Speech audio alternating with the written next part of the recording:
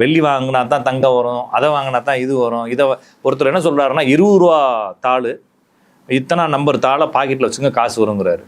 என்னடா பைத்தியக்காரனாடா நீங்கள்? அப்போ அப்போ கஷ்டப்படு காசு வரும், உழைப்பே உயர்வு, டிஃப்ரெண்டா சிந்தி, மனோதடத்தை அதிகமாக்கு, உன்னுடைய சிந்தனையை மாற்று, புதுசா சிந்தி, நிறைய நிறைய மெனக்கெடு, உழைக்கிறதுக்கு தயாராரு, இப்படிலாம் எவ்வளோ வார்த்தைகள் இருக்கு.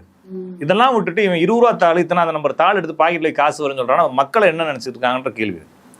அப்ப நான் திருப்பி சொல்றது, ஜோசியத்தை ரொம்ப நம்பினீங்கன்னா வீணா போயிருவீங்க. என்கிட்ட ஜோசியம் பாக்குறவங்களும் அதான் சொல்றேன். 2 தடவை 3 தடவை என்கிட்ட ரிப்பீட்டா வந்துட்டாங்கன்னா நான் உங்களுக்கு என்ன, என்னுடைய மெசேஜ்ல பாக்குறவங்க கூட பாக்குறவங்க போடட்டும்.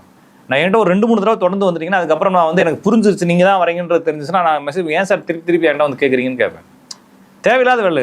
ஜோசியம்ங்கிறது என்னங்க? சும்மா பார்த்துக்க நம்மளுக்கு வந்து ஒரு பயம் இருக்கு, வாழ்க்கை மேல ஒரு பதட்டம் இருக்கு. நாளைக்கு என்ன நடக்கும்னு எனக்கு தெரியல, சிக்கல் இருக்கிறேன். இப்போ நான் ஹாப்பியா இருக்கிறேன், நாளைக்கு என்ன நடக்கும்னு தெரியலன்னா அது வேற.